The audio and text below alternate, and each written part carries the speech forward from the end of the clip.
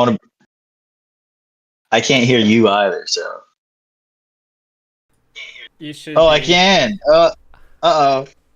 I heard Can you hear myself. the I'm gonna music? cry. No, I don't hear any music. Oh, All right, I'll listen to myself on my phone. Yeah, there's no music. Still, you messed it up. You're terrible at your job. what about what about now? Oh my god, I hate hearing myself. I'm gonna cry.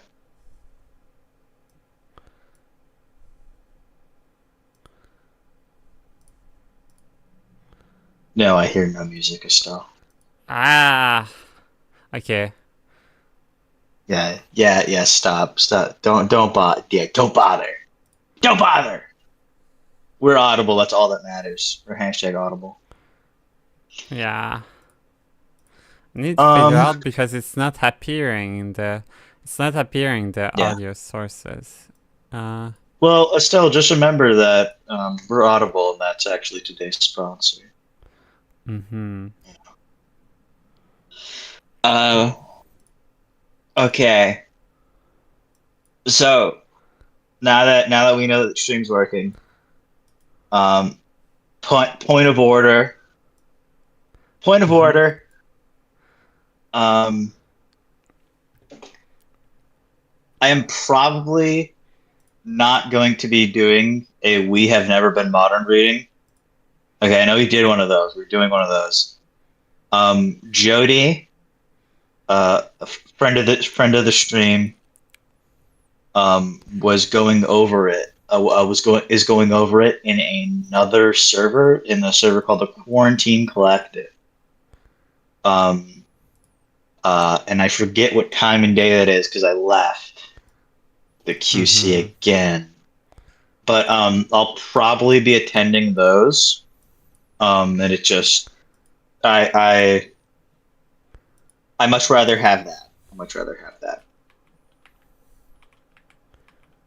Um, and so we probably won't be doing the "We Have Never Been Modern" stuff, at least for a little bit. I might restart it, or I might decide that I actually don't want to do "We Have Never Been Modern." I might just do my own thing and overthrow democracy. Um, but yeah.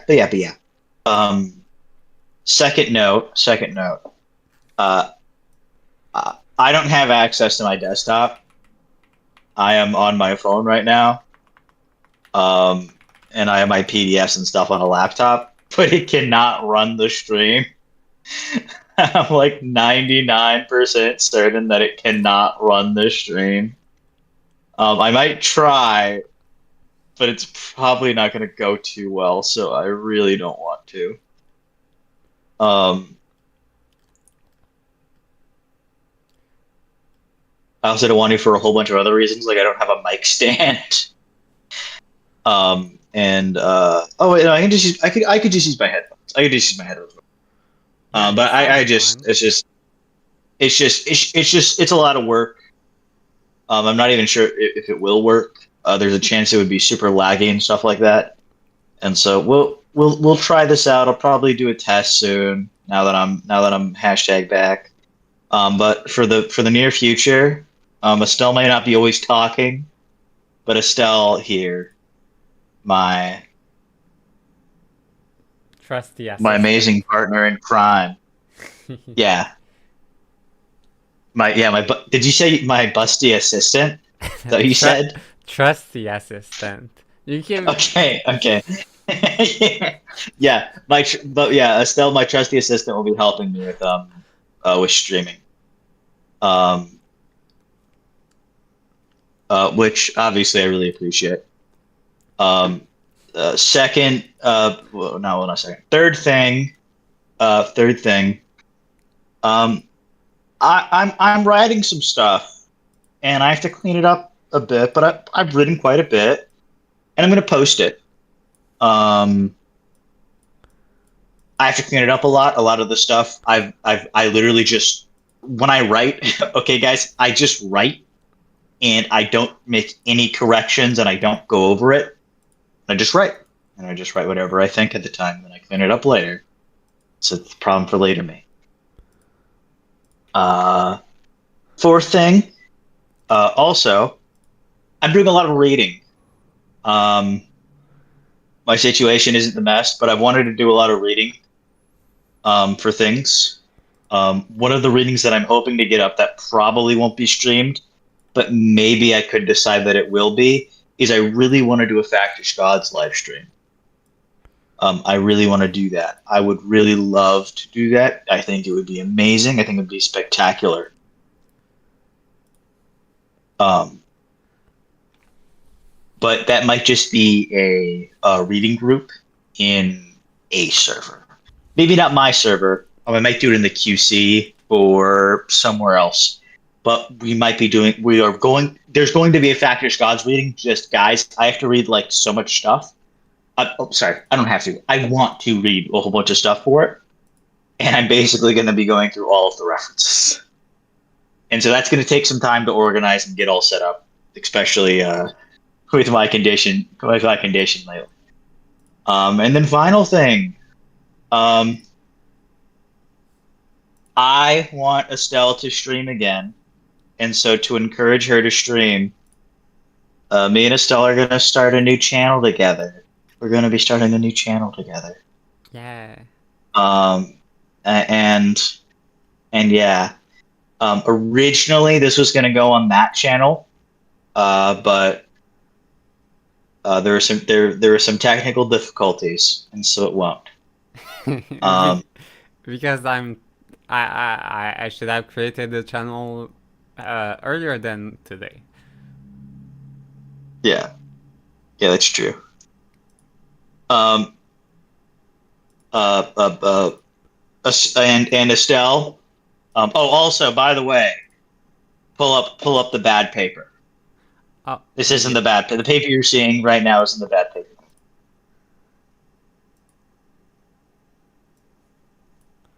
Should be the bad paper. Yes. Okay.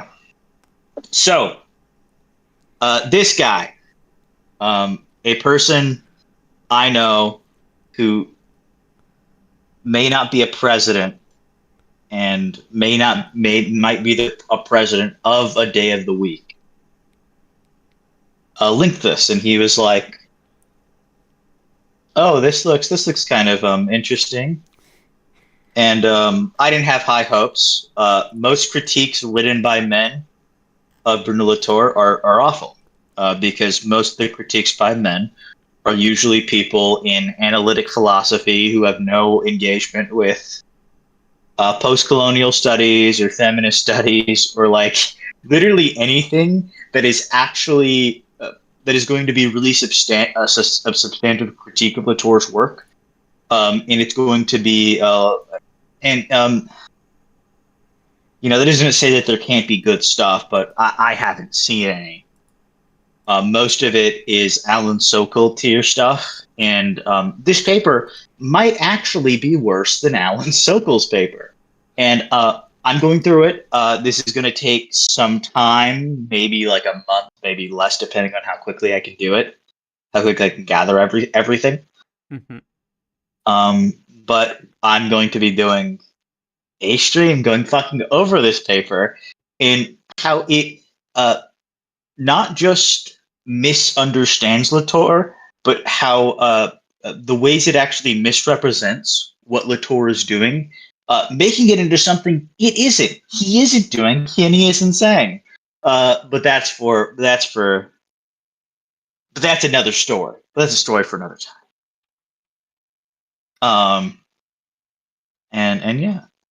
But in the meantime, in the in between time, I wanted to go over a good Latour critique paper that Estelle found.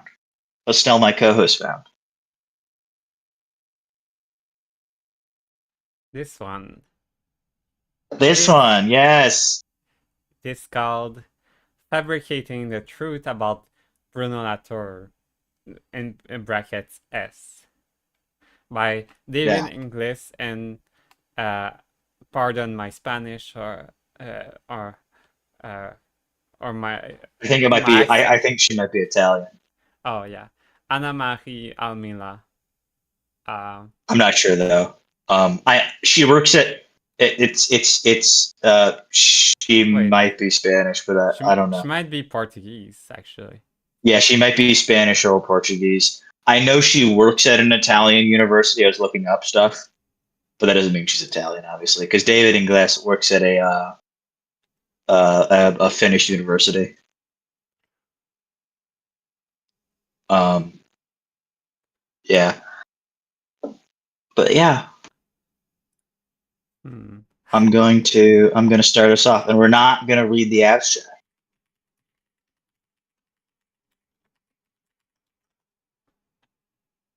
So make sure that you're scroll down to the introduction stuff. All right. Also, you might want to send her the PDF Hmm. on the stream. Let me center Gotta it. gotta yeah, gotta schmoove it towards the center. No, this is the good paper. The terrible paper was the one shown earlier. The terrible paper is Jamie, pull that shit up. Uh, I'm glad I can say that now, and it be for real. This is the bad paper. This right here is the bad paper. The contradiction and dangers of Towards conception of climate science. Um, so yeah, this one is the bad paper, and it's terrible and it's horrible. And um, this guy doesn't know what he's talking about. Um, and he's like 60 years old, so he has genuinely no excuse. Um, and it's horrible that this happened. yep. But yeah, all right. Well, on to the good paper. On to good things. Good. I don't like bad things. I like good things. So Let's do it. introduction. The death of Bruno Latour was reported around the world. How his demise was reported reflected and expressed some uncertainty by non-specialists about what kind of specialist Latour had been in life.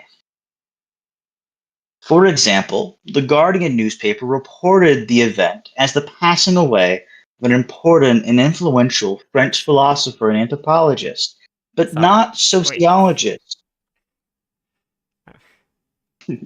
Yeah. Need to. Uh.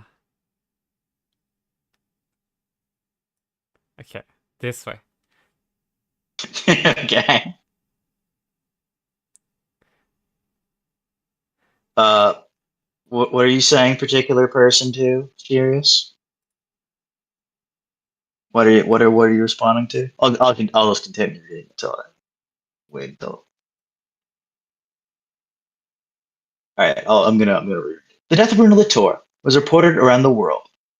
How his demise was reported reflected and expressed some uncertainty by non-specialists about what kind of specialist Latour had been in life. For example, Oh.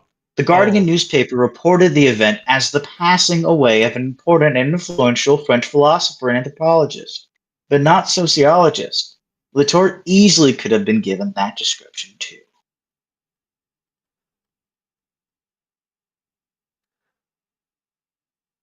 Within more specialist circles, eulogies set out various facets of his personal character and literary persona, taken to be highly honorable as well as unusual for an academic. Saussure spoke, not Saussure, Saussure spoke like many others when he averred that as a thinker, Latour was original, bold, provocative, and brave.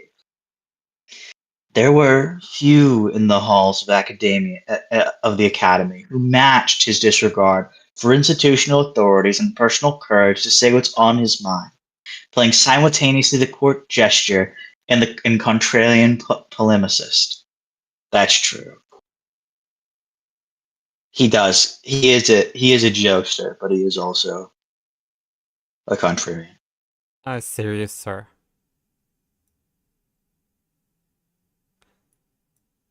In Um, his lifetime, Latour was notorious and seems actively to have courted notoriety too.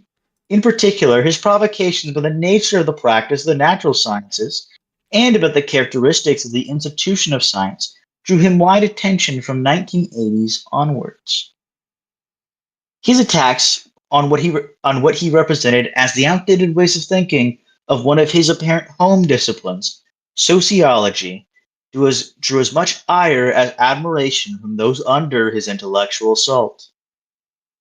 His assertions that standard social scientific forms of critique, especially those of leftist traditions, of whom his great antagonist, Pierre Bourdieu, was taken to be the standard bearer, were now totally passe, created a great deal of controversy, just as he had presumably intended.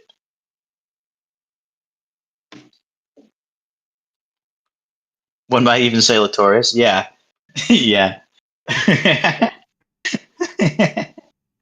um, also, I'm glad this is acknowledging this.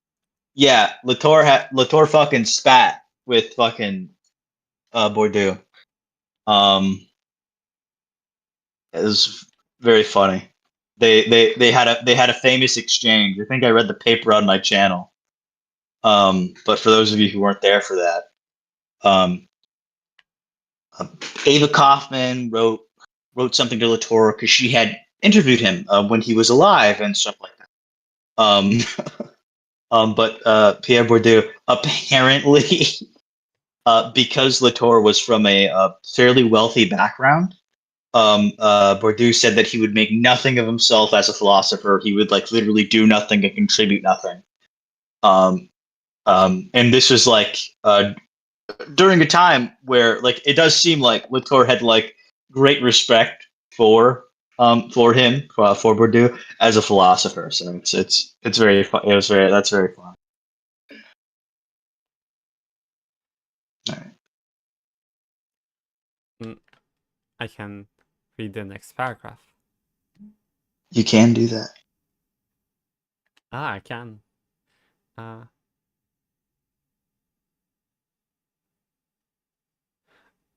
wait. Who's a who's a person that's on this server? That's on that server. Um, I'll tell you. I'll tell you later. Stop. yeah. I'll tell you when you're older.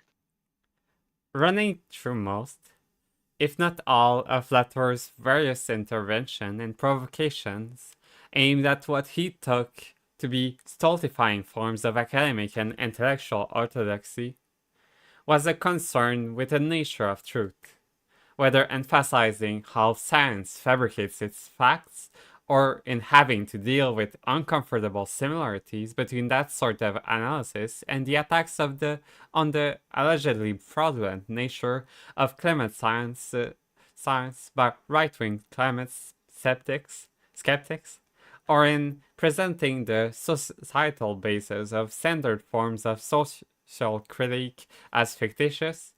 Latour was constantly engaged in battles about and polemics concerning what counts as truths and truthfulness. In this paper, we consider the nature of some of the main contours of Latour's battles about and with truths. It is an injunction in many societies that one should not speak ill of the dead, at least not until they have been dead long enough for critique to seem socially acceptable. In the interests of presenting what we wish to define as some crucial truths about Latour's concerns with truth, we will present an account of his practice in a critical light. Sometimes that will involve stepping outside of the anti-critical frame of reference he sought to construct and impose on how philosophy, sociology, and other ways of thinking are done, but it will also sometimes involve using that apparatus while turning it against the intentions of the author.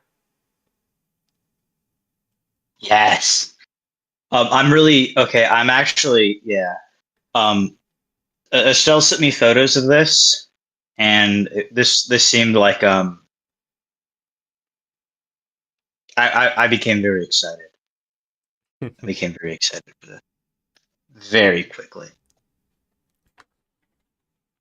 In our defense, any allegations of bad taste and rather negative posthumous appraisal of the public persona Latour, a figure always seemingly welcoming of controversy, we would point any progressive critics to Latour's own less than gentle treatment of his writing to scholarly rivals and their rival paradigms, and of the discipline of sociology more generally, which often bore the brunt of his withering irony.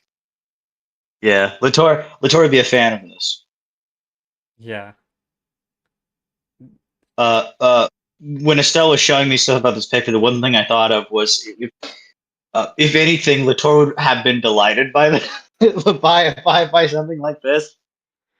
And Um, you know how I found this paper? how? It was one of the papers that cited the bad Latour critique. Yeah, yeah, that makes sense. Uh, The purpose of this paper is not to try to outdo Latour in the dismissal of intellectual positions other than one's own. This is in part because he was so good at doing precisely that any attempt like that here would be a miserable failure. Instead, they want to focus on other types and levels of failure and their interplay with specific sorts of success. In the career-long endeavor, it's an engagement with matters of truth of this curious but undoubtedly avoidable figure, Bruno Latour. We end by wondering if more Bruno Latours will be fabricated in the service of new modes of truth creation in the future.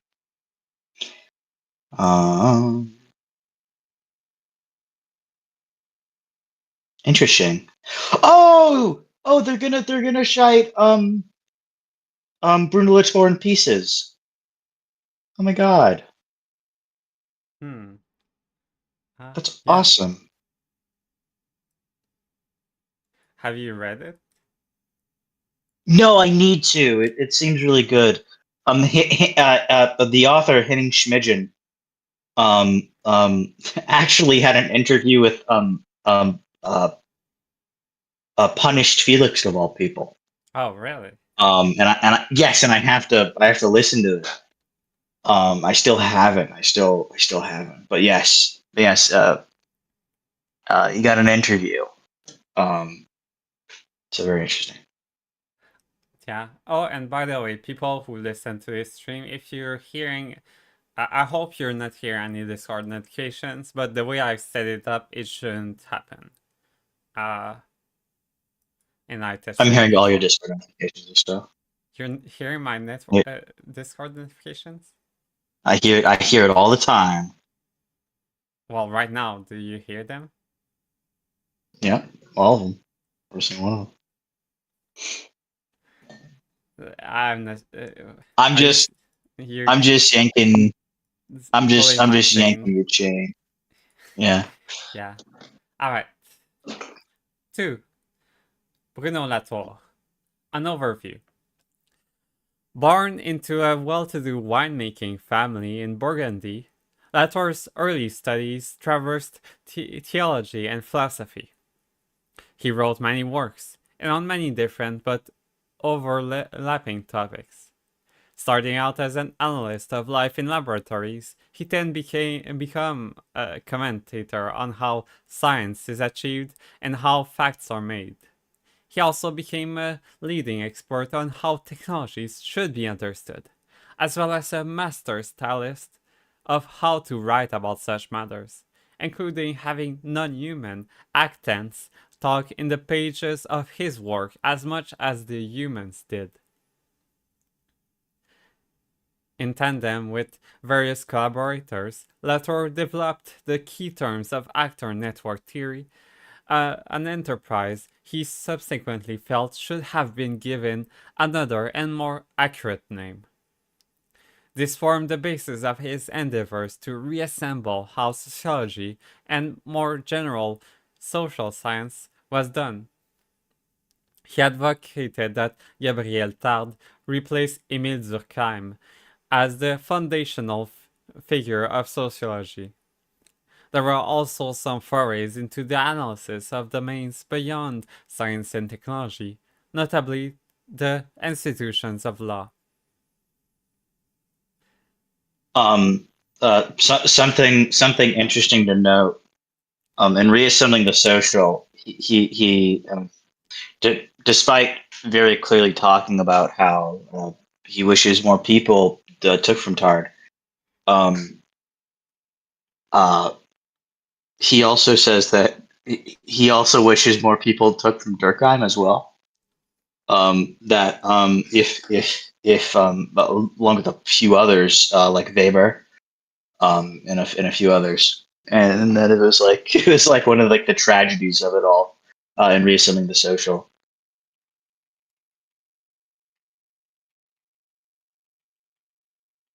As his fame grew in academic and intellectual circles outside of science and technology, he branched out into treatises of ever greater philosophic reach and ambition.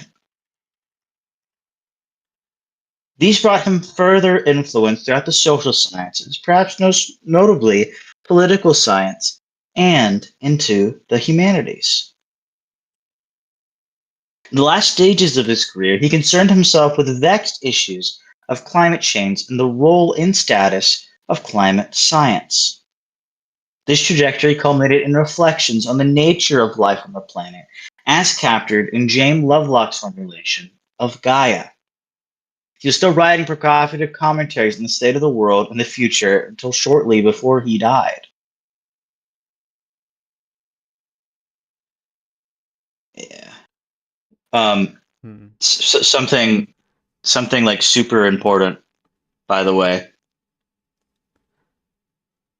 Uh, Something like super important, by the way. That's like one of the things that pissed me off because I didn't see the I thought the bad article was a lot more recent than it was. I thought it was after Latour died.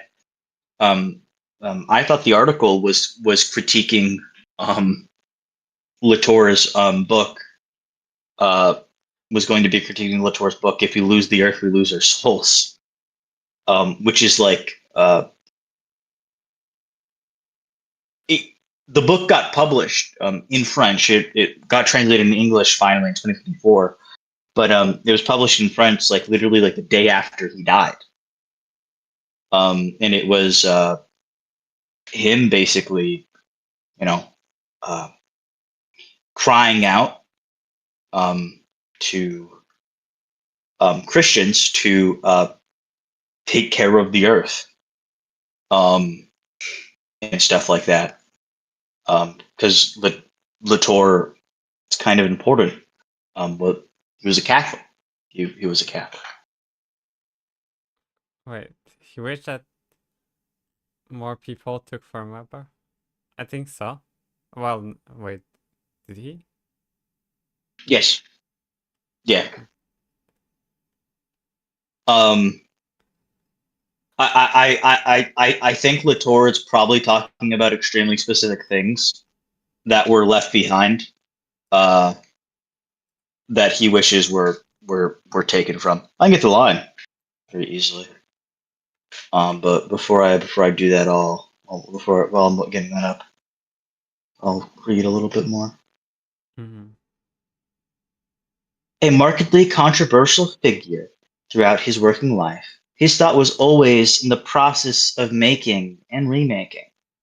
Although the interplay of humans with non-humans, the claim that everything that exists is and must be fabricated from heterogeneous materials, characterize much of his thought.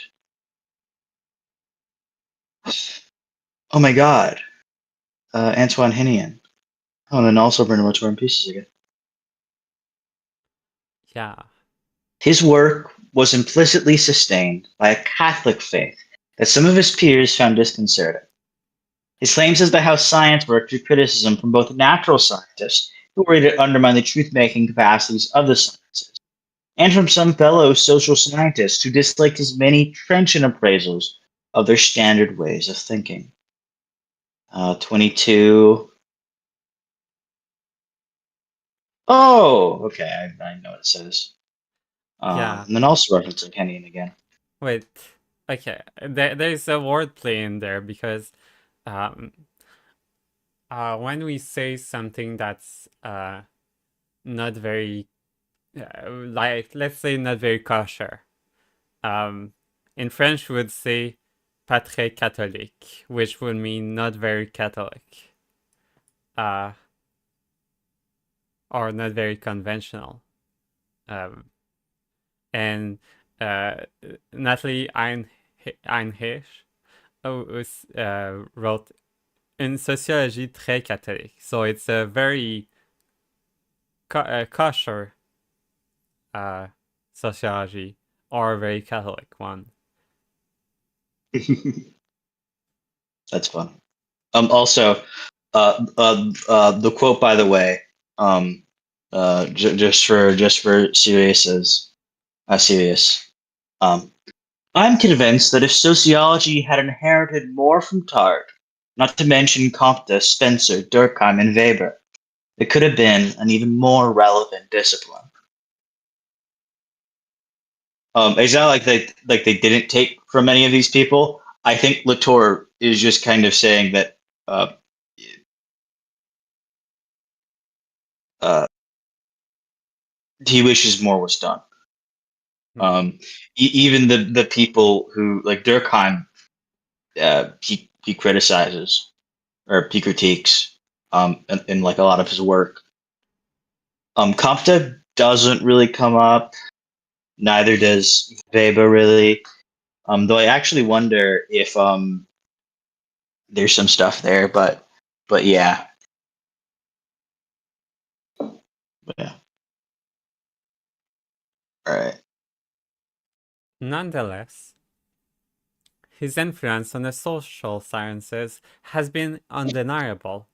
His case that social science cannot, as it has traditionally done, sideline or ignore non-humans in its analysis in favor of focusing on humans alone, has met with widespread success since its early expressions in the 1980s. And then we have the hold on before I continue. I just want to know if you look at what 24 is, who who did it? Jim Johnson. Who Jim wrote that article? Johnson, Jim yeah, Johnson. Jim Jim Johnson. Johnson did it.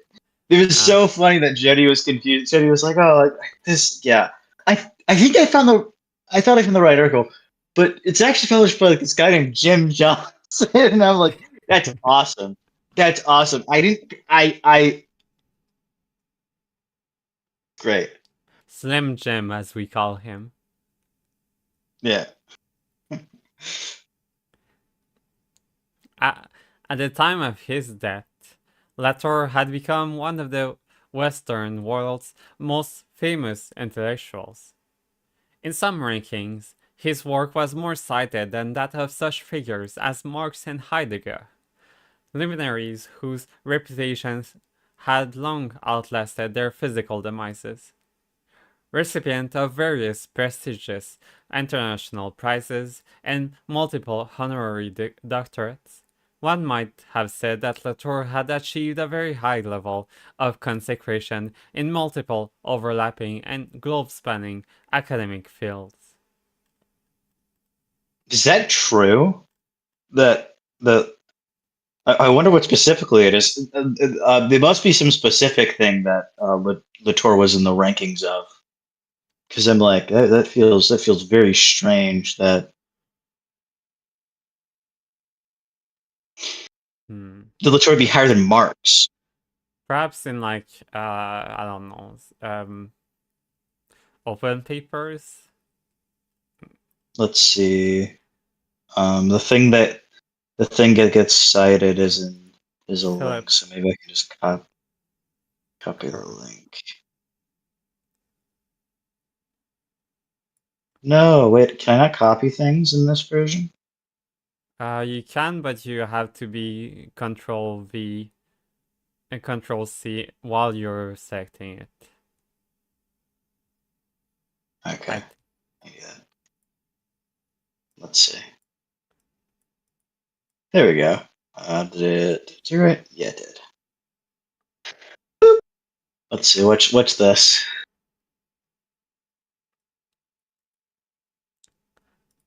Oh, Oh, this seems like a bad paper. This seems like a paper that hates Latour.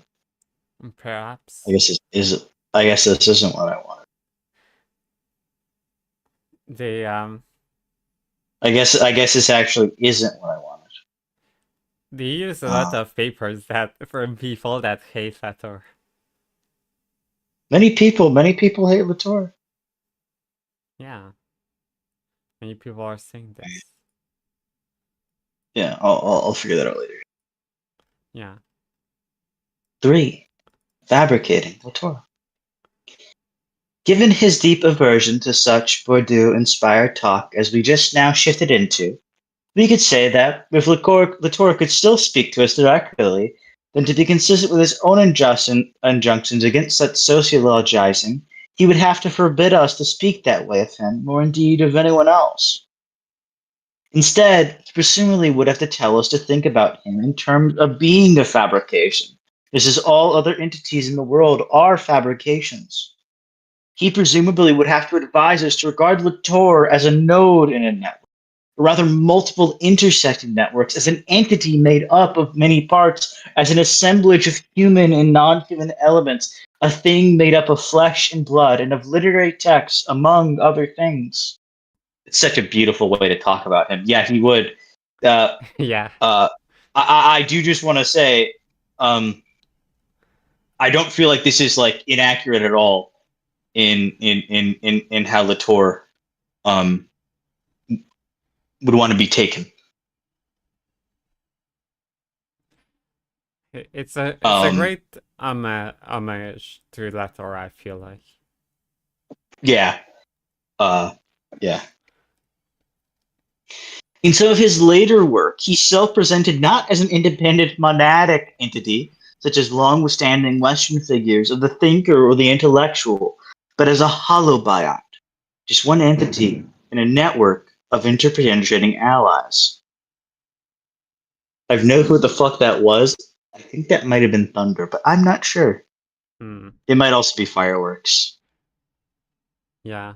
Yet such apparent modesty and self-description fitted rather awkwardly with the apparent narcissistic and all too human self-aggrandizement that Pittis had discerned in his writings consistently across his almost 5-decade career.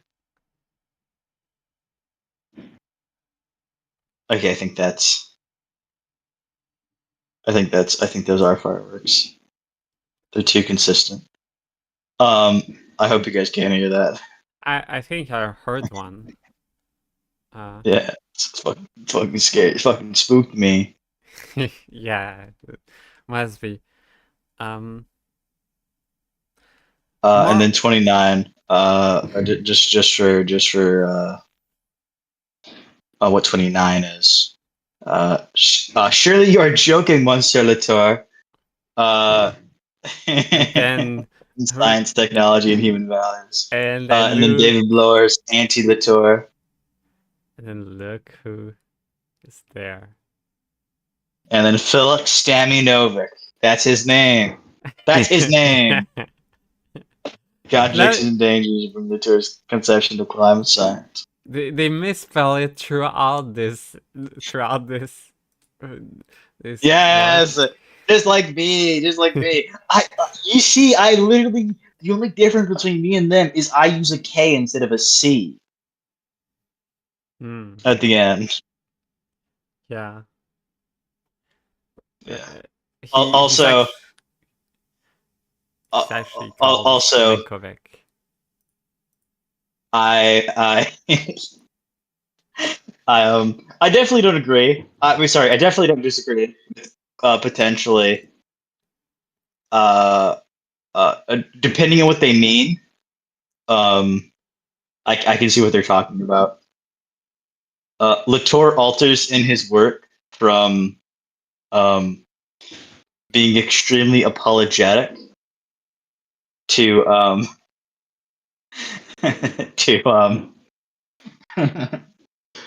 to a sort of grandiosity about himself. Yeah.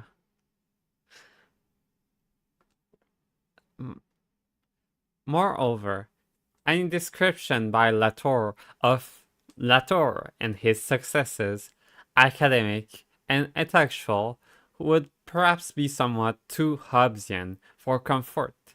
Latour came back to the work of Thomas Hobbes on many occasions, and sometimes admitted that he was, in some sort of ultimate and basic sense, a kind of neo-Hobbesian thinker. In the terminology of the mid-career work Science in Action, the success of Latour was not due to the fact that his work was in itself insightful, inspiring, or whatever other conventional terms, eulogies to the deceased usually involve. It is not just that these humanist terms can hardly be applied unequivocally to a thinker who had eviscerated humanist ideas of the human as some kind of natural essence. It is also that there is no work in itself to praise, for it also is a fabrication, a hybrid, a monster. Something I just want to say real quick. It's really funny that they call Science in Action mid-career work when it's the third book he wrote. Well, Um, okay, your first book is like your early career. Your second book is well, you're getting started. Third book, you're well into your career, I'd say. That's how it works.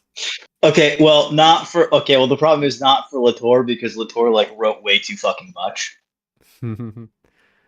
Latour has like an insane for writing for only 40 years. It feels like Latour has an insane fucking list. Yeah, I keep hearing about new works, and he's been dead for 5 years. Well, 4 years. 5? Hmm. Or he died in 2022. Yeah, 4 years.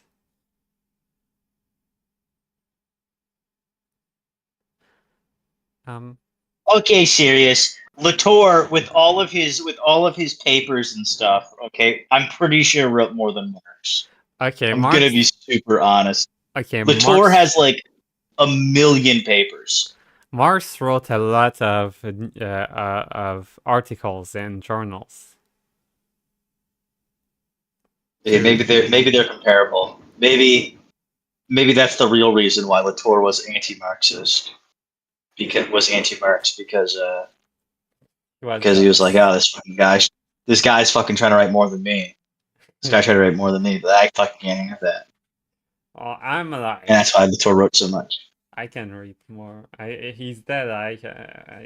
How the fuck does he deserve to write more than me? Yeah.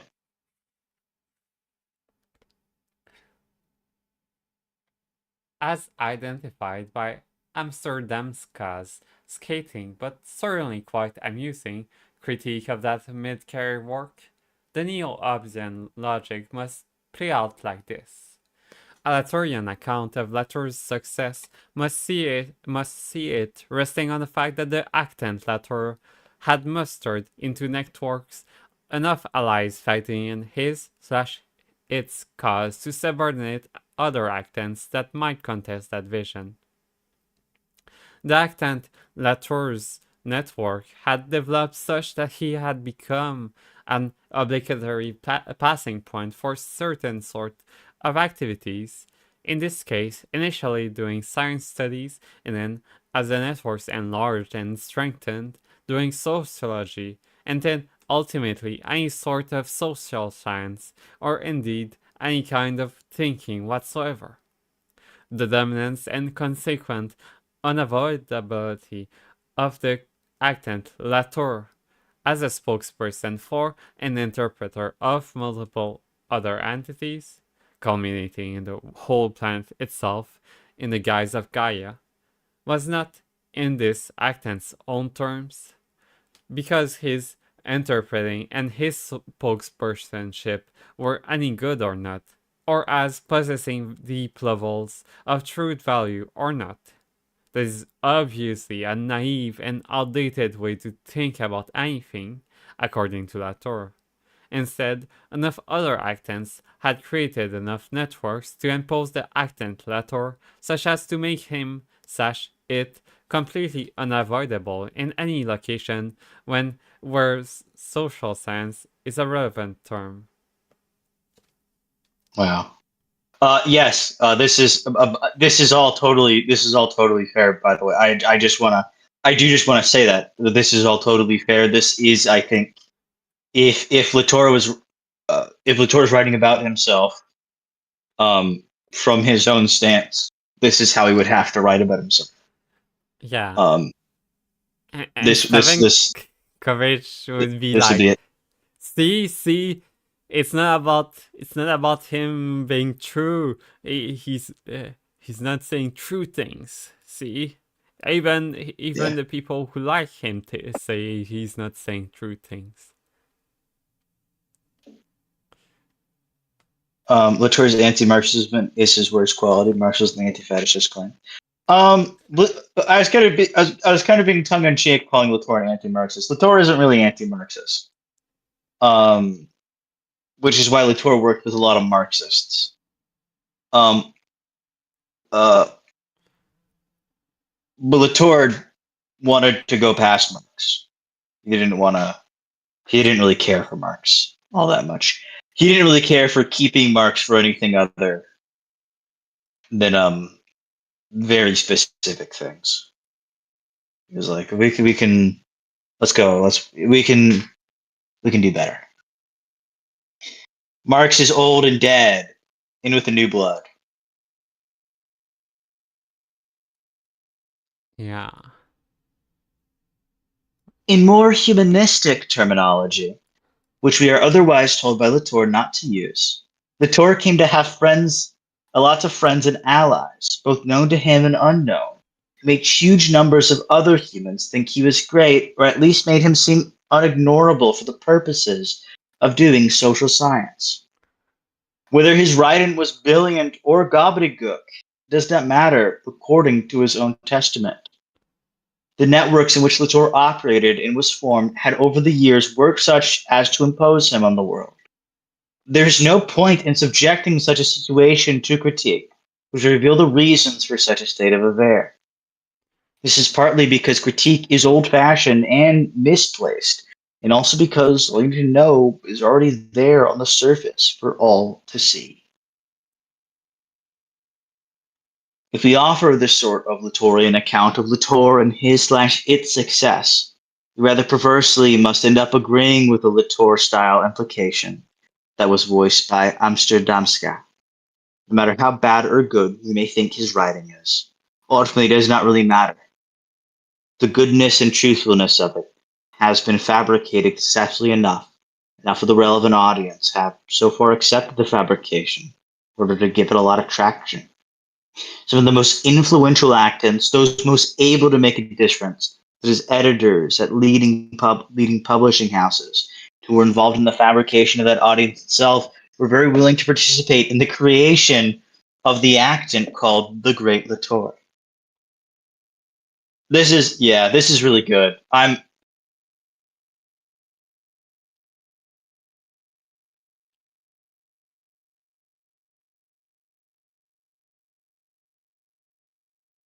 I'm really I'm I really love all this. Turning Latour against, or maybe with himself, for himself. Because, like,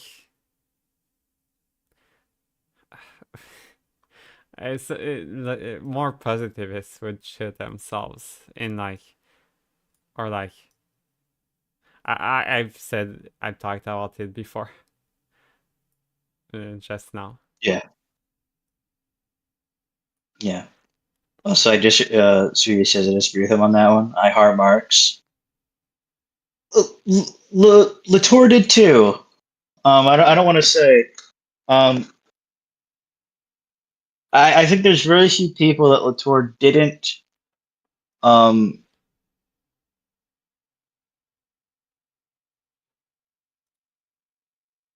Latour uses a lot of very diverse people, even people he doesn't like Bourdieu, to make points.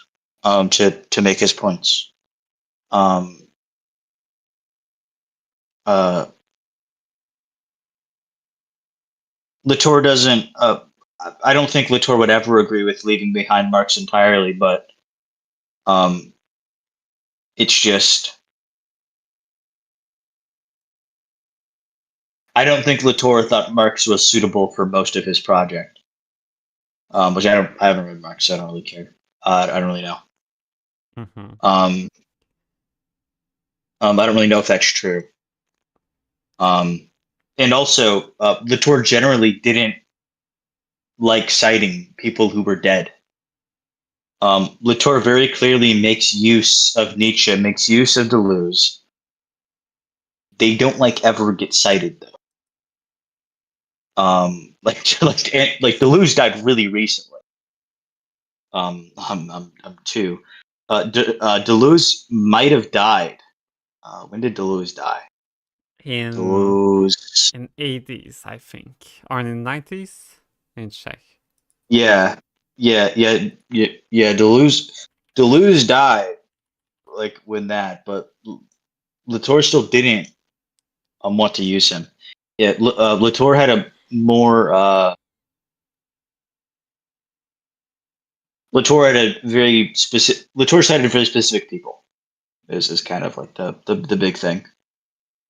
Um, I'm sure there's parts that Latour uses of Marx, just like with Spinoza, with Leibniz, with Nietzsche, with Deleuze, with all this stuff. But Latour doesn't cite them because there's new people. I think Latour is primarily um, when Latour talks about his little field being so important. Um, I don't think he's being facetious or joking because most of the people he cited were alive and within his own field. There's very few dead people he consistently cites in his books. Um, Garfinkel might be the most consistent one. Maybe also Whitehead. Later in his works, he does Soria too. Um, but even that, even Whitehead and Soria are a bit more specific. It's really Garfinkel that he cites the most. That I think is one of the ones that's dead that I remember.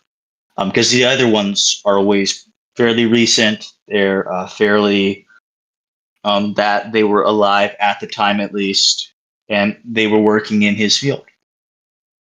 Um, so yeah, The dead can't complain that you're not quoting them.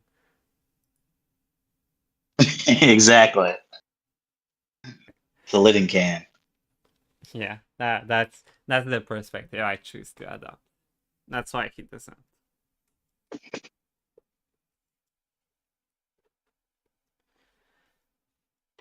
In his book-length study of failure, concerning the falling apart of the project to create the Aramis urban transport system, Latour implicitly gives us a definition of what success involves where actants and networks are concerned. Success occurs when enough actants operating in and between multiple networks can come to sufficient working compromises with each other, such as to get what becomes their common project off the ground and into working order. And we may see the success of Latour in that light. Enough academic, journalistic, and other sorts of human actants operated in and through all sorts of networks in such a way as to create Latour as an entity worthy of being attended to. And if a minority of them did that grudgingly, or even in a hostile manner, they were still involved in the ever greater elaboration of that entity, a process described by Calon and Latour. This involves making what was once a small thing, the Latour of the early career, the laboratory ethnographer, into a bigger and bigger thing, possessing even greater reach and influence. Latour of the late career, the sage and guru. Then back to Stammy Novik, Yeah. your favorite guy.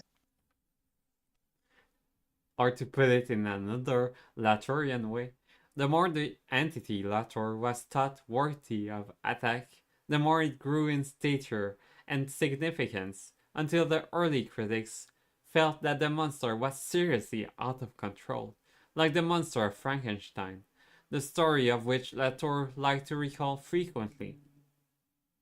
And what had begun as a self-conscious and self-avowedly modest way of studying life in laboratories escaped from the laboratory and took on the massive proportions of being able to explain anything and everything in the world, or indeed the cosmos. Yes. Yes. That is accurate. There's However, actually okay. I actually do want to say something else though. The Latour's project gets more grandiose, but the modesty that's in lab life is still present. Um, I think in um, his later books too, like Politics of Nature, like Aim. Um, I do think that the modesty is still there. The modesty is just it is Latour extending the argument to the world itself, to everything itself. Um, but the argument doesn't actually change that much. Um, um, it is kind of it. Latour in all of his works is always repeating himself. He's always saying like the same things. Um, and there is a sense in which all of his works come to the exact same conclusion, just on different things. Um, uh, though obviously that isn't entirely accurate because the tourist books were about different things, many different things, especially after Science and Action, especially after Science and Action.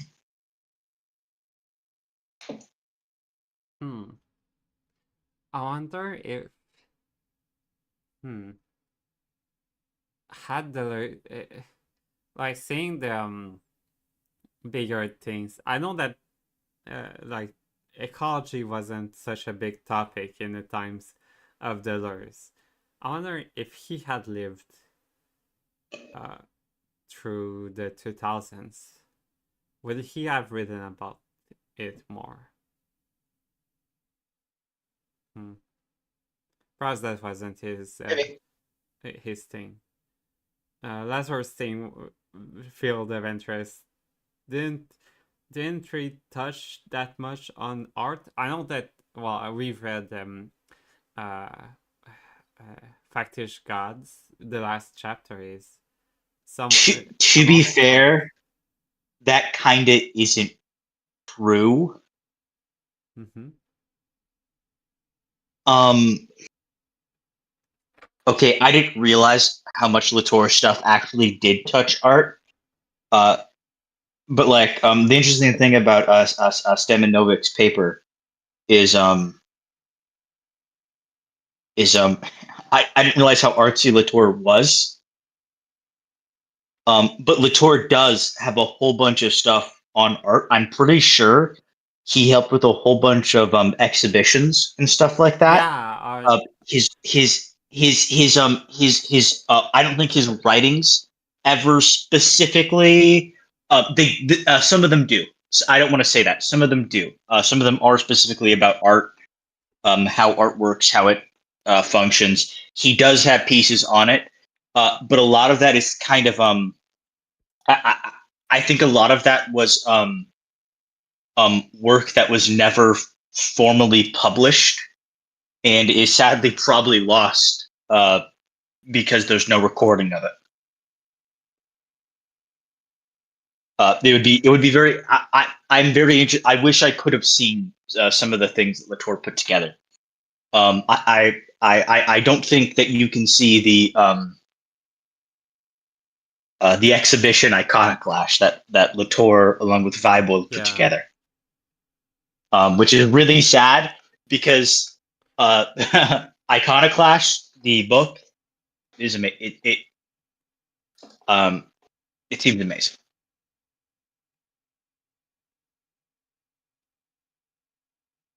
We need to read Iconoclash. Well, the We will be soon. yeah.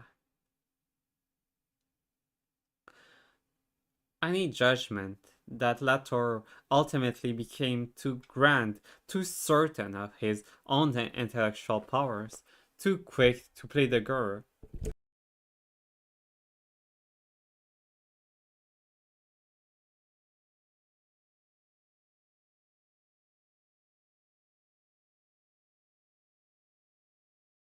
What did you?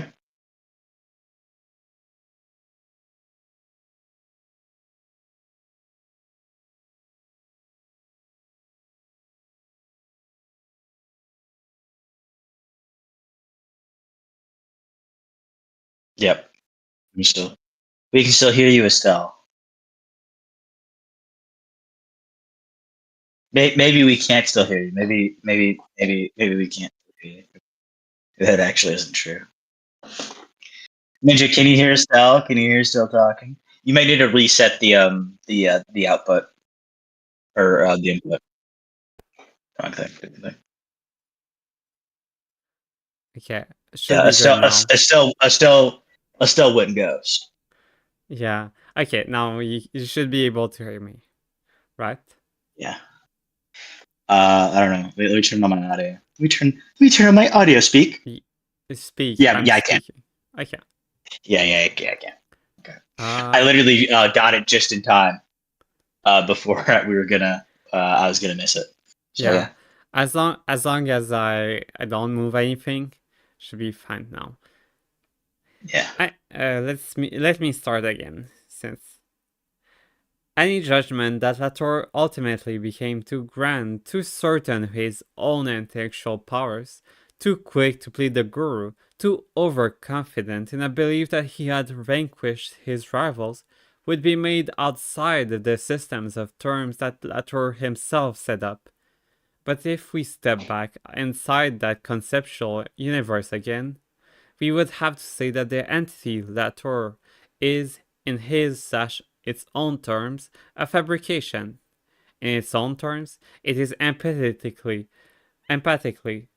not a myth, not an illusion that can be dispelled by the antiquated tools of critique. It just is what it is, according to the very Latourian logic itself fabricated by the entity called Latour.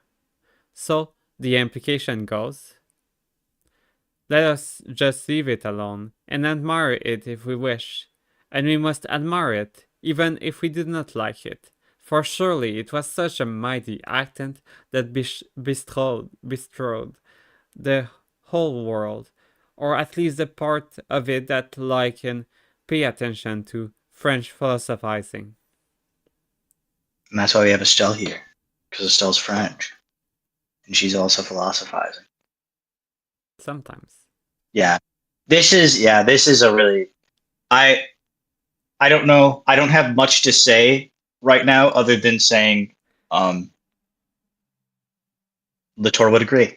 I don't know what else to say. I think this is all very fair to Latour.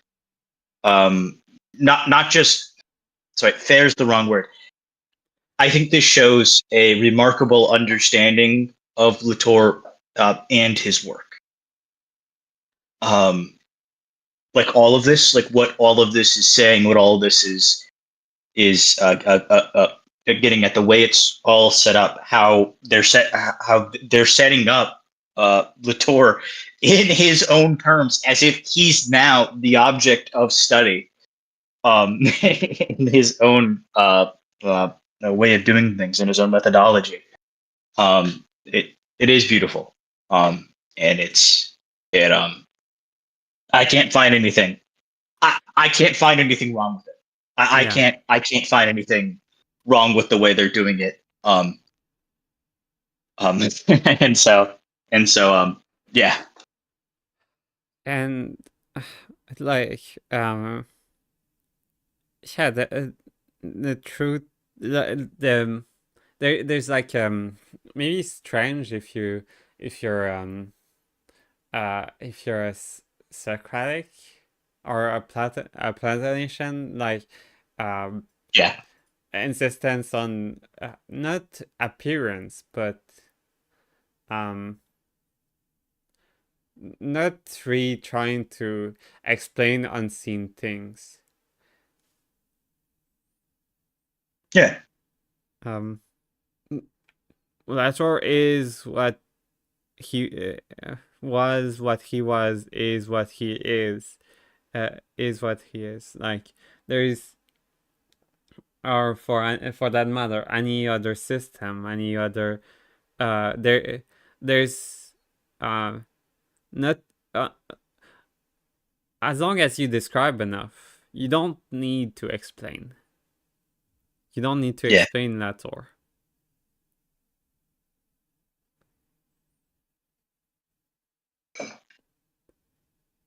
Latour's problems. Whatever might be one's view of the issues set out above, the works of Latour throw up at least as many problems as they solve. A central issue for appraisers of his work has been the status of non-humans vis-a-vis humans in how social science should describe the world. Latour's flat and symmetrical vision of the world demands that each set of beings be given equal weight in the analyst's account of what is being examined. This position raises two interpenetrating sets of issues. The first is ontological, involving questions such as which forms of agency might be attributed to different sorts of non-humans. The second is epistemological, involving questions as how to represent the nature and agency of non-humans, especially in terms of how they're written about. In other words, which writing style should be adopted to give non-humans their due, whatever that might be. As Lawson puts it, there is a sense in which Latour's oeuvre is unclassifiable. Part of his self-positioning as an outsider occurs at the level of style. Many of his books can be described as experimental or genre-bending. A subway system speaks, cartoon frames interrupt text, interlocutors are invented, academic exchanges interrogated in the form of fictional dialogues, atmospheric descriptions of a planner's office stand in for analysis of urban planning, and the scenes in busy cafes offer the cash register's drawer as protagonist. There are plenty of complaints that have been made about Latour's writing. It can be denounced as deliberately and unnecessarily cryptic, as involving plays with words that are pretentious and pointless, and occasionally evading any sense of or meaning whatsoever. It also oscillates between self-criticism and soul-searching in one moment and clever distancing at another, such that real self-criticism is avoided and all the burden of the charges of faulty thinking and naive assumptions fall upon Latour's intellectual enemies. The effect of such verbal trickery is a mentality of heads I win, tails they lose, where every flip of the conceptual coin makes Latour the winner and anyone who's not one of his allies the loser. I want to read the next section too. 45, 46. What's 45? Okay. Perhaps more seriously, the attempts at developing a writing style that would capture Latour's avant-garde thoughts adequately sometimes fall flat. One of his most experimental works is Aramis, The Love of Technology, which is a melange of detective novel, anthropological investigation, technical report, and self-reflexive commentary on the text's own modes of construction. The failed Aramis transport system, the object of the investigation by both Latour and by his fictional alter ego and his apprentice, is allowed to speak directly, while the fact the project build, it never fully came to fruition. I, I'm going to be. I love Latour, uh, but I definitely get what they mean. Mm-hmm. Um,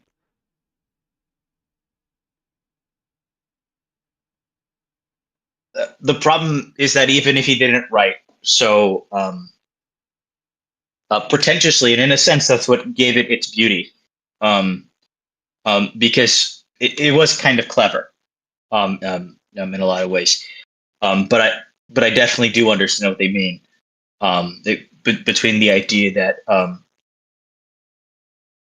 the self criticism and soul searching are do oscillate between that and a distance, uh, uh, and a distancing, and so it is. I understand what they're getting at. Um, I totally get what they're getting at. Hmm. You can see it in Latour's writing. He does it. Um, Yeah. um, he apologizes and he acts confused in the text. Um, um, he criticizes himself, and then he makes other moves. But I think that's totally fair. Um, It's in every of his in every of his yeah, texts, really. yeah. And he's really good at it. And whatever you can say about it, like they say, uh, he's he's extremely good at what he does. He's like we aren't going to try to do what Latour did. We can't. Latour outdid us, Yeah. which is like so fair. Latour is like a remarkable writer. Um, remarkable writer.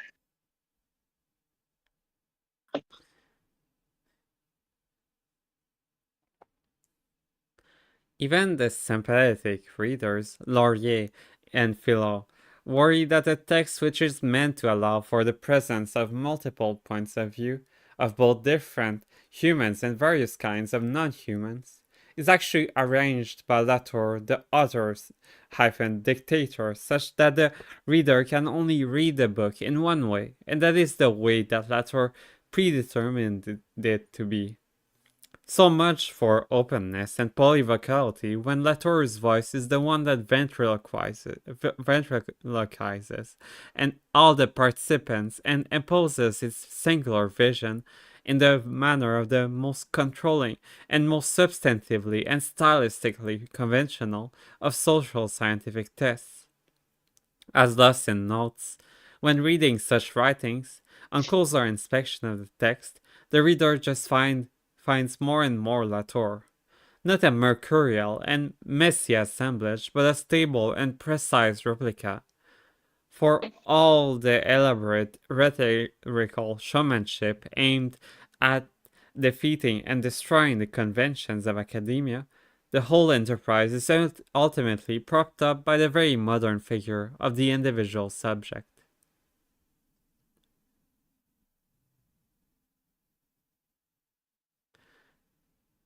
Despite the gestures towards multiple voices, the voice of the uniquely charismatic figure, Latour, ultimately is engaged in a monologue with itself.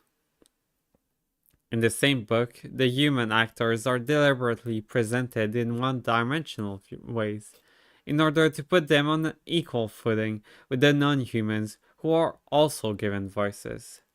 But two dual stylistic failures come into view. On the one hand, Latour's much I just wanted admired. to.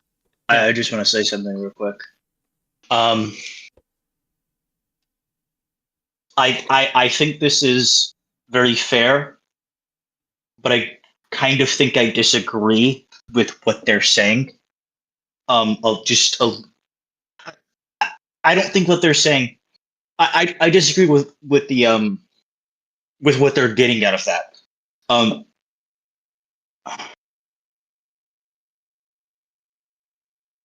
I think Latour doing things in this way, pushing things, because I get what they mean. If you ever read Latour's books, I especially want to say this is especially particular with Aramis too. Aramis especially has this.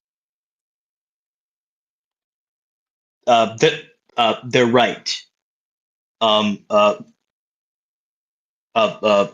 when they say the reader just finds more and more Latour, um, it is leading you down a very specific path. But I don't think that's a failure. I think that was part of the point. Um, I I think Aramis was Latour um, engaging with him, engaging with himself, as they say. Um, uh, the charismatic figure Latour ultimately is engaged in a monologue with itself, and I think that's true. And I don't think that was necessarily by mistake. You see Latour do this in Lab Life and in other books, where he puts the things that he's talking about onto into himself, and I actually am not sure if it's as much of a failure as they might think, depending on what they mean by a stylistic failure. Hmm. Yeah, that's all I want to say. Hmm.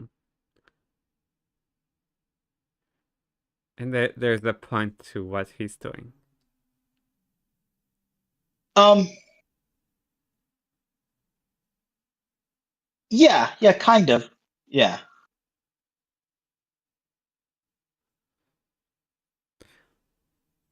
All right. Uh, on the one hand, Latour's much admired writing skills are not up to the task of making the non-humans say anything much of interest, such that their interjections read less like expressions of a deep philosophy that gives voice to the otherwise silenced, and more like textual gimmicks that add little or nothing or of substance to the overall story. Do you mind if On, I read now? I don't mind. On the other hand, also, I do want to say, I disagree with that. Some of my favorite, though, okay, maybe this is a bit of a different thing. Some of my favorite sections are that, but I'm trying to think, do I think that they really added that much? I think I'd say yeah. I think if you took them out, it would fuck things up a little bit. But I'd have to reread Aramis and really think about it. Yeah, On I the other hand, haven't read it.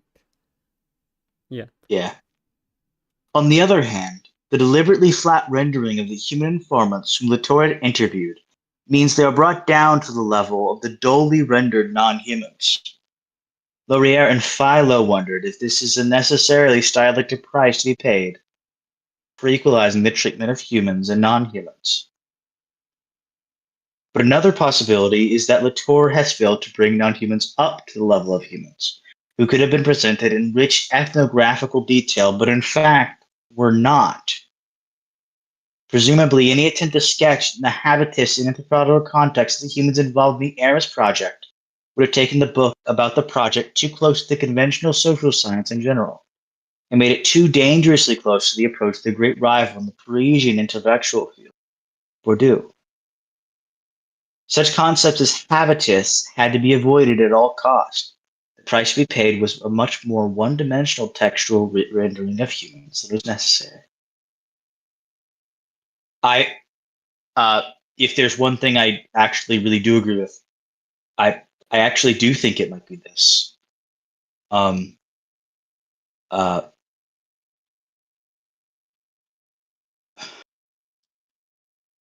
in in Factish Gods, one of the lines from that's really important to the book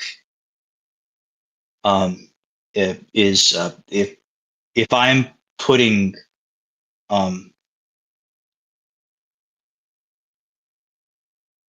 Portuguese explorers covered in amulets on the same level as people of the Gold Coast covered in amulets. It is to raise them both up, not bring them down. And I love Aramis, and I do think it's beautiful, and I do think I do think it's worth something. But I think they might be right about this.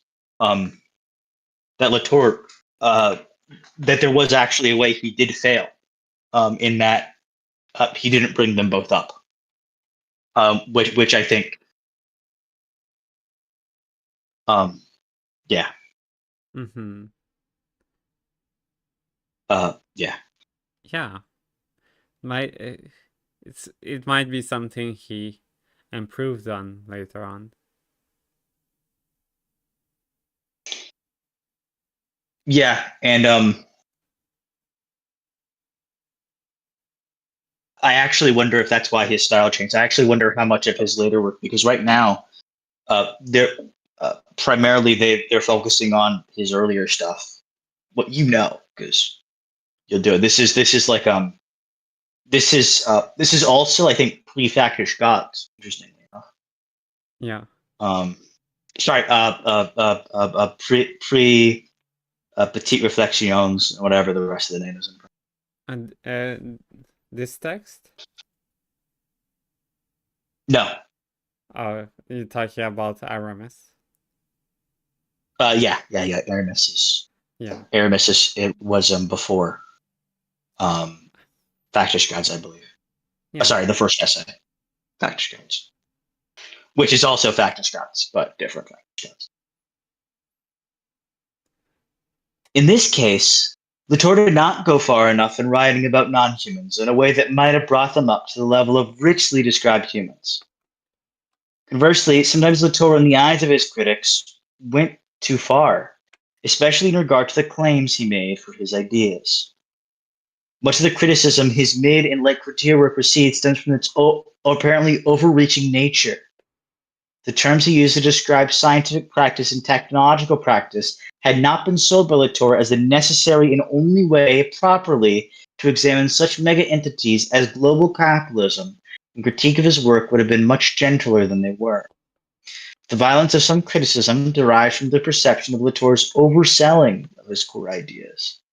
That's anti-Bloor? Yeah, it's anti-Bloor. Anti-Bloor is interesting. Antilateral from Anti-Bloor's Bloor.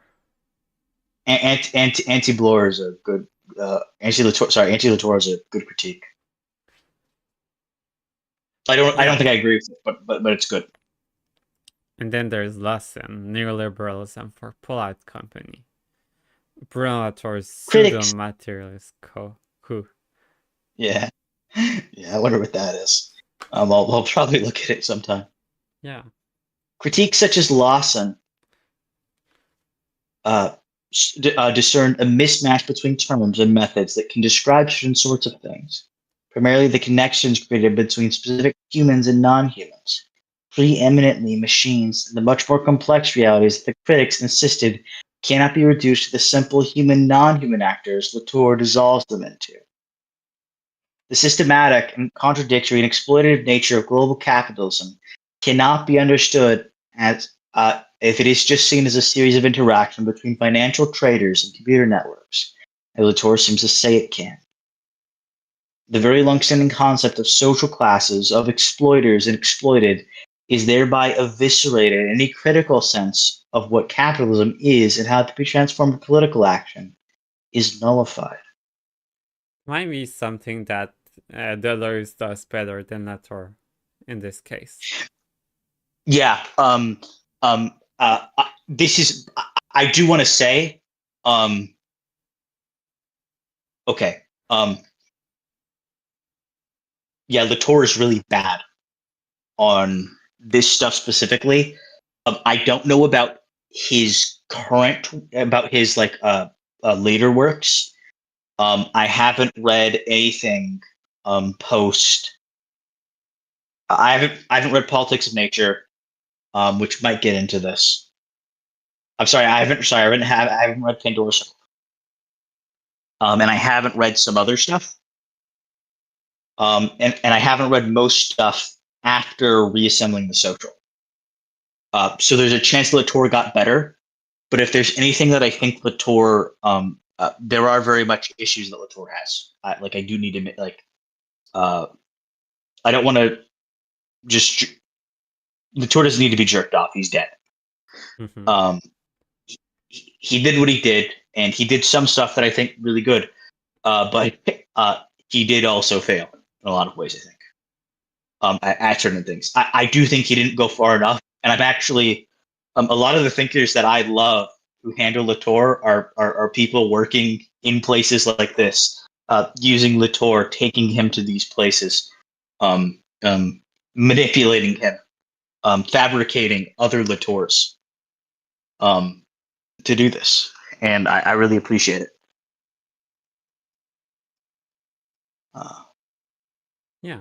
Various commenters took Latour to task for his premature and unwise dropping of traditional forms of thinking. This is especially an acute issue as the junking of critiques and to put Latour politically side of such unpalatable types as extreme libertarians, Trump supporters, and climate change deniers.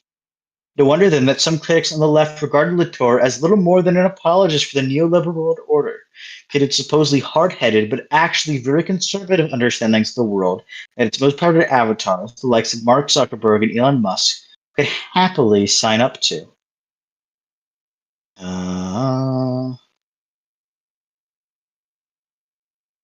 Interesting.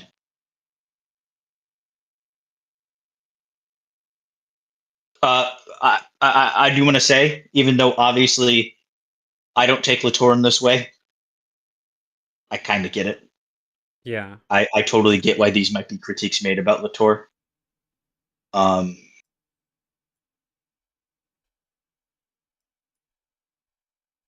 Uh, and it's yeah,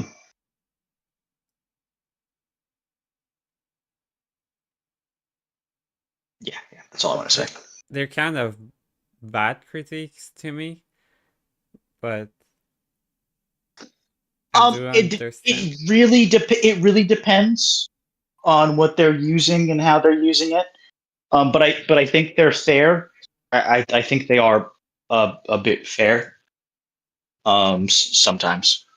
Hmm.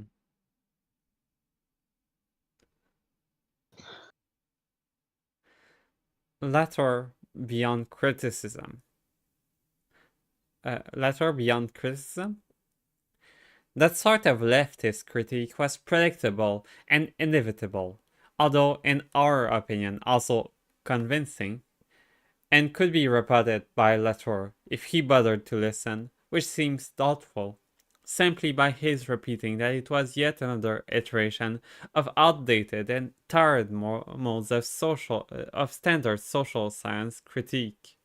For his critics, one of the most infuriating aspects of his intellectual practice was to refuse to acknowledge the validity of the terms on which he might be criticized, thereby bolstering his own intellectual authority with a self-created air of apparent unassailability. Latour told us critique was old-fashioned, which conveniently implied that you could not subject him to any of it, and if you did, it would be completely pointless. It is well known that Latour adopted the idea of assemblage of heterogeneous elements being brought into association with each other from Deleuze and Guattari. But the word and associated idea is a long-standing one in French winemaking, referring to the distinctive blend that results from mixing different sorts of base wines made of different grape varieties. One might well wonder if the self-insulating, self-positioning mentioned above had more than a little to do with Latour's inheriting of large amount of social and cultural capital in the forms of self-confidence that go with them as a sign of a wealthy, well-established, and influential winemaking family. Considering the terms in which Latour addressed those who take up the terminology of Bourdieu and of similar critical sociological positions. You have become so estranged from your parents by a university degree that you have become ashamed of how dumb they are. Reading critical sociologists, you realize that this is the common experience of a whole generation of upwardly mobile young kids from lower class families lacking cultural capital. And this is when you begin to wonder who has estranged you from your very kin, who has molded your voice, your manners, your face so differently from theirs.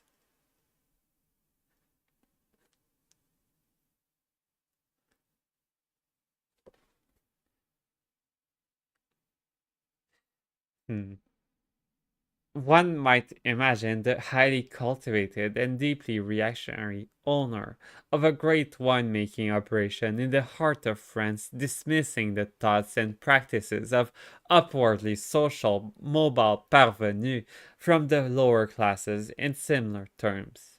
Class-based habitus in the forms of symbolic violence and social subordination that come with it are not just to be expunged from the social scientific vocabulary, they are to be mocked while doing so. Only someone with a certain elevated habitus and social position would be so keen to object the concept of habitus and laugh disparagingly at its progenitors and advocates while doing so. That that sounds like very mean coming from Latour. It I get why they take it that way. Yeah, I don't think that I'm not entirely sure Latour meant it in the way they did, but I understand why. I could actually let me pull up reassembly. This it's from reassembling the central. yeah. Do I already have reassembling the central? I do. Oh, that's right. Wait, that's right. I already looked it up. Okay.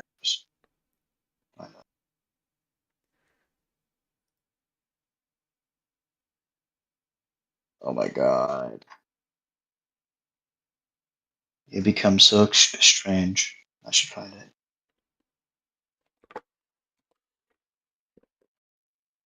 Uh, this is they left out a sentence that I think is kind of important. That we are never alone in carrying out a course of action requires but a few examples.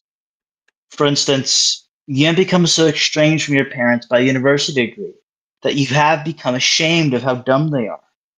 In critical sociologists, you realize this is the common experience of a whole generation of upwardly mobile young kids from lower class families lacking cultural capital. And this is when you begin to wonder who has estranged you from your very kin, who has molded your voice, your manners, your face so differently from theirs. Perhaps a strange beast that pertains to no one in particular and who is nobody's responsibility. It is a force, to be sure, maybe a habitus. Second, you think you are in love with your future partner. You read a statistical study of marriage patterns where his age, his height, his revenue, his degrees, the distance between his town and yours fit. within a very small margin, in the mean range of what thousands of other young girls are in love with at almost exactly the same period. So, who is in love then? Others, for sure. A strange alien agent that does not look like you, which has no eyes, no mouth, no ears, but which acts all the same. But how exactly? Um,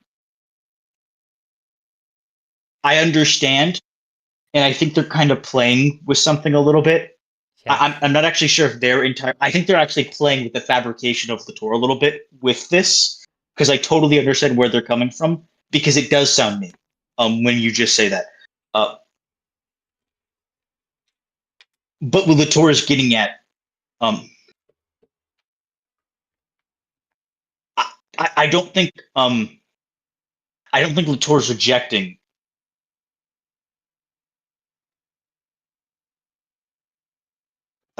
Yeah, it is objecting to the idea of habitus entirely. Sorry, let me make sure.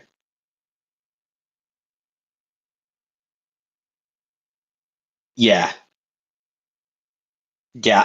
I don't think Latour is necessarily objecting to the idea of habitus uh, entirely in that.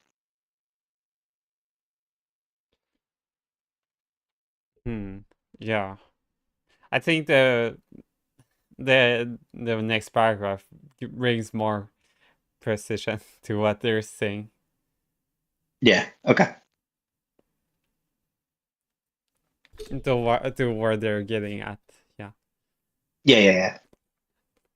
Such a person would not deign to mention such mythological problems as finding it difficult in one's research to access interviewees in elite social positions, presumably because one's own elite position made the accessing of such persons much easier than it otherwise would have been if one had been a more humble kind of researcher, especially if coming from a more humble background in France or elsewhere than the very privileged one enjoyed by Latour.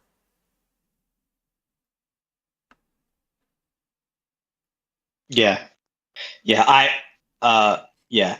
Uh, to the point that Latour's social status had anything to do with his success.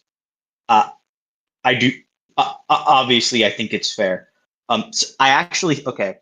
I actually think they're doing something interesting. Mm-hmm. Um,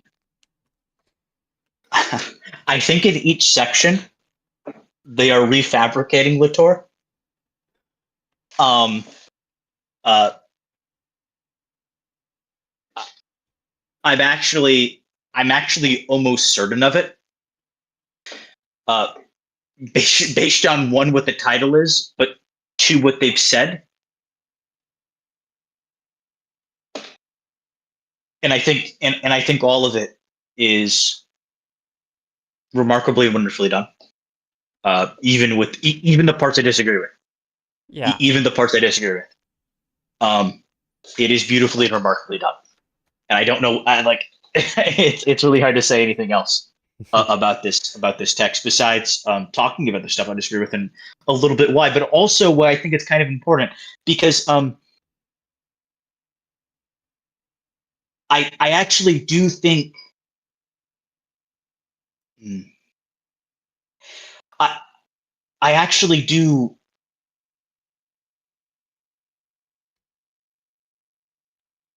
I actually do think what I thought was right in I think each section is them fabricating Latour again, of doing it even more. I'm going through that process even more. I think I think they are doing it, and that isn't to say they don't believe what they're saying, obviously. Um, but I think it's very interesting. I think it's very good. It's very good. Fantastic. Yeah, no, it's awesome. Yeah. Uh, Latour That's brought to why heel. that's why I presented it to you. Well, because like from the first, like, okay, at first I was just saying, oh, where do they cite Semenkovic? Um, and like, at first, like, oh, because I didn't take Semenkovic very seriously, I was more thinking, maybe they're like they're citing him seriously, but like the only reason they cite him every time it's like to say, oh, here is some perspective of some critique, and not really taking him seriously. Yeah.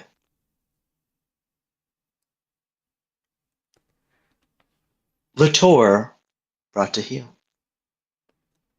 Latour may have been able to see off the orthodox academic leftists for refusing to acknowledge the terms of their assessment of it. But he was on less sure ground when the critical apparatuses of post-colonial and decolonial thought finally caught up with him, which happened substantially only in the very late stages of his career. If Latour could not deal adequately with capitalism, he certainly could not deal adequately with issues of racialized capitalism either. That this I very much agree with. Latour's dismissal of critique, including of racialized structures of capitalist exploitation of humans and non-humans, was said to involve a silencing of the voices of multiple subaltern groups, women, non-whites, the global south, indigenous peoples, and all others who wanted to speak out against the kinds of exploitative conditions and systems Latourian vision seemed to ignore or whitewash. In its dispersal of responsibility for climate change and its many destructive consequences among a plethora of human and non-human actors, Latour's analysis seemed to let off the critical hook the major human actors, such as mega corporations mining for fossil fuels, responsible for much of the damage and much of the propaganda that denied the problems were primarily created by humans. I actually might read some of these. By some, I mean all of these whenever I get the chance. Yeah, racial Latour's, capital scene. yeah, There's an awesome title. yeah. And then and it's in Futures of Black Radicalism, which is fucking awesome too. Yeah. Latour's late latter-day prominence across the social sciences and humanities coincided with the further rise of post-colonial theory in the same domains. For the most part, throughout the 2000-2010, post-colonial scholarship regarded Latour as an ally in joint and overlapping anti-essentialist epistemological projects. Convivial relations pertain between Latour and some of the most influential post-colonial thinkers. Scholars in various disciplines enthusiastically appropriated some of Latour's thinking for the purpose of extending post-colonial thinking in their Latour's thinking for the purposes of extending post-colonial thinking in their specialist areas.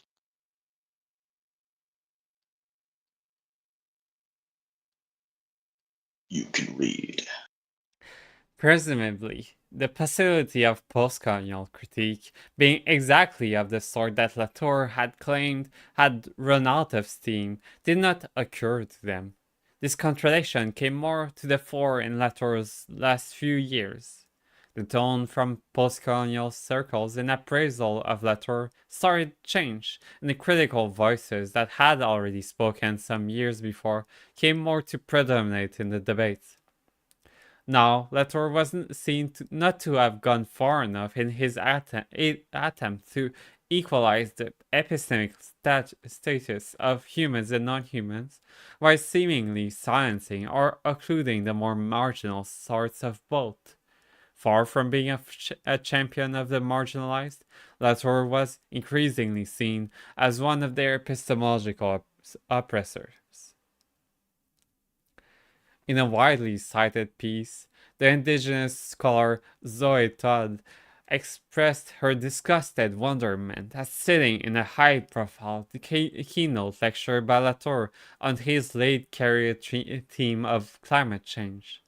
Here we were celebrating and worshipping a European thinker for discovering or newly articulating by drawing on a European cultural heritage what many an indigenous thinker around the world could have told you for millennia. The climate is a common organizing force.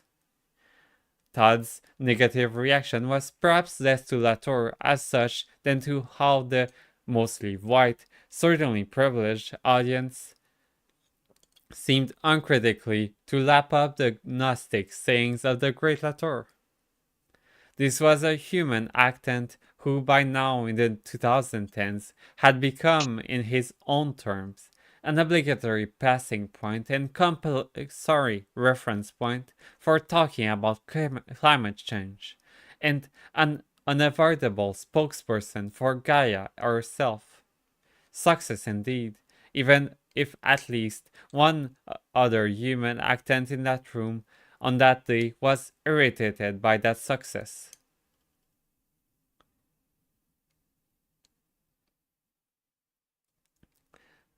While Latour could, he seems to have thought, brush off the polemics against him of Marxists and such like, accusations of being a colonialist in thought and action were much less easy to dismiss, given the widespread tendency among the kinds of audiences he performed for now to accept the validity of that kind of critique. The loquacious and self-confident Latour might have been pushed into ever greater silence by repetition of claims that he was just another overprivileged white European male. One might well imagine that that sort of critique would have been extended and heightened even more if Latour had lived longer. He may well have exited the stage at the right time, just before it was too late to be taken very seriously and anymore by the kinds of audiences that a continuation of his exalted position in scholarly and other networks relied upon. Yeah. I've nothing to say. I totally understand all this. I also, but I also want to say, by the way, I totally understand Zoe Todd's fucking frustration and disgust at something like this because she's totally right um about it about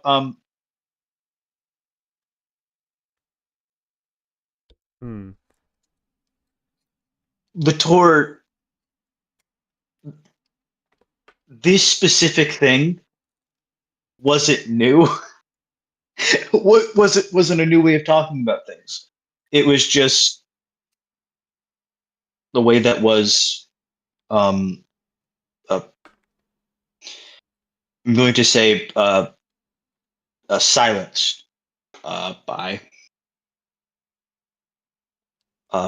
colonialism. Like I don't know what else to say. Yeah, and he kind Uh, of uh, uh, points to it in Factish Gods, right? yeah, yeah. It's if there's one thing I wish Latour did more, it would be focused more on colonial studies because post-colonial studies and stuff like that. Because I think that is one aspect where uh, his work would have benefited from significantly. He should have been. And I totally understand the frustration, especially at that, because Latour didn't. He didn't really. That isn't to say he had no engagement, but he didn't, and often his critiques, um, very good, very well, amazing. A lot of them just don't go far enough. They need to go farther. And I'm totally glad people are trying to take Latour farther. And and do that stuff. It's really important. Concluding, unlatorian reflections. The point made above seems like far too conventional and convenient a conclusion, not sufficiently in keeping with Latour's own spirit of provocation, given that his overall work abounds with non-humanist notions, where bacteria have intentions and forests migrate.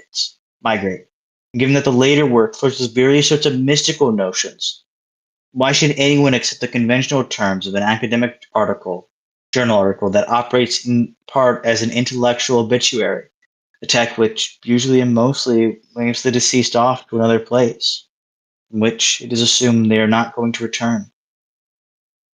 Surely the now non-human actor Latour, the ghost Latour, be given the opportunity to return to this world and to criticize the whole enterprise of this paper as a forlorn attempt to sequestrate that which cannot be controlled. Of course, the Revenant Latour cannot speak for him such itself, because as the live author Latour pointed out, non-humans need spokespersons who ventriloquize them on their behalf. And we can imagine all sorts of irate or coolly dismissive or very ironic things that the now radically disembodied Latour might well say about this posthumous appraisal, one that is far too tainted with old-fashioned critique to be worth anything at all. When I write any dialogue for this Latour, partly out of the residual respect, partly because their literary skills are not up to the task, but then neither were his.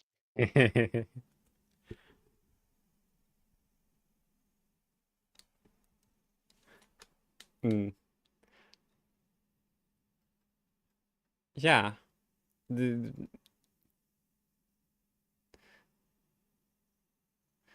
there's something about like um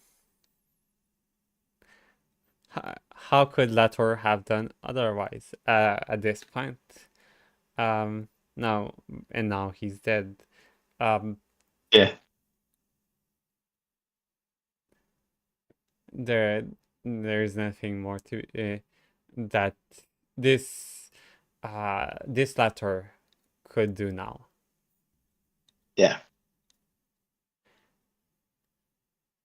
And This paper. Oh, you can do it. I was about to read in your yeah, but you can continue reading. This paper has been an exercise in presenting an obituary-style assessment of an intellectual's career, their lifelong battles against what they took to be dully orthodox forms of truth, their struggles in the service of other, alternative, more productive truths. It may be seen not just as a sending away of the deceased as part of their symbolic death, can also work as a kind of granting of rebirth. Thus, the persona in question, starts to be refabricated as a posthumous presence that successive generations of interpreters may or may not work to keep alive as an influence on intellectual life in generations to come. If death need not necessarily be an impediment to some actants in their making a difference, and if networks are constantly being created that unite what are conventionally called the dead and the living, the organic and the inorganic, then as long as there are enough spokespersons to keep the ghost Latour speaking, then his presence will continue to be felt, including in unpredictable ways. Of course, it might be the whole shebang, be largely forgotten by academics riding bandwagons in under a decade, and it may all turn out to be just a tale of sound and fury signifying not very much.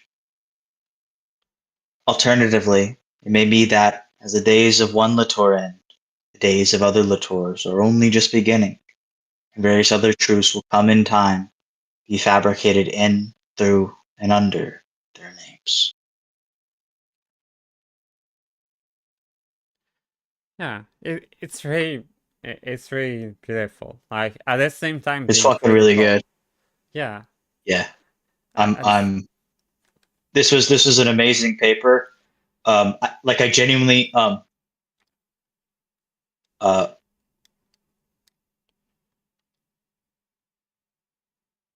I love Latour. Latour is one of my favorite authors currently. Um, but obviously I think, some very glaring issues with him. As well, these people brought it up in an extremely beautiful way. Um, uh, that not only was I think showed an understanding of Latour that some critiques just don't fucking show. Um,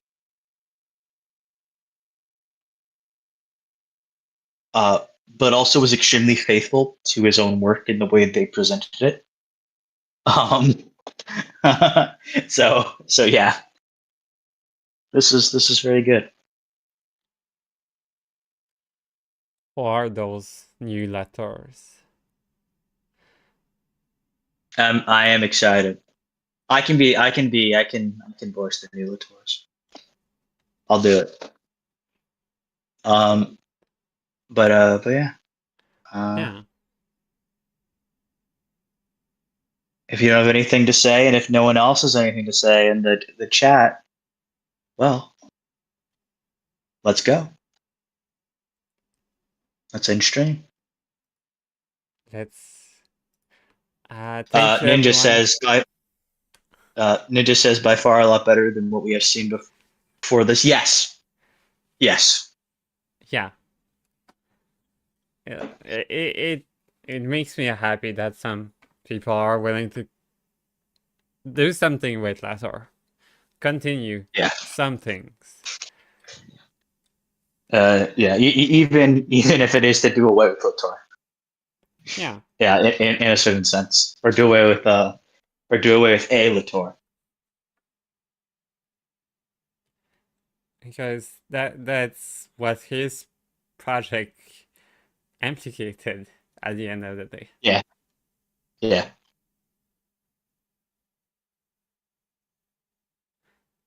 Not that like we put him on a pedestal uh like Lenin's corpse in the uh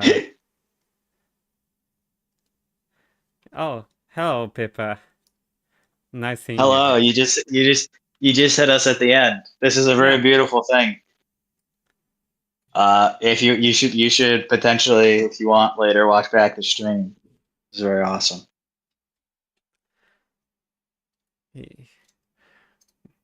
It's a celebration of life and death. Yeah. Oh, thank you everyone for being here.